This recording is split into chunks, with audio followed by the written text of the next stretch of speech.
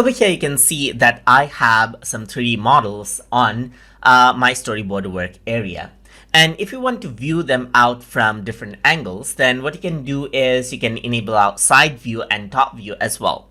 So for that, I'm going to press the plus button right here besides the stage view, and here you can see that I got top view as an option as well. So I got stage view, I got top view right here where I can view the models from the top. Similarly, I can go around over here, and then instead of top view, I can also go around and select side view, and another tab is there from the side, as you can see right here.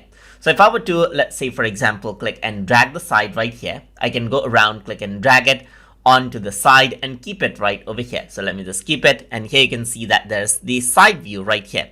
Similarly, there's the stage view, just like this, as you can see, which you can go around and keep right here according to how you like it. And you see the stage view over here, the side view. Let me just go around over here and keep this on to the left side right here, and let me just go around and keep the let's say side view over here on the left side as well. And you can see that now this is what you have. So I'm just going to go around and resize this, and this is what you have, as you can see.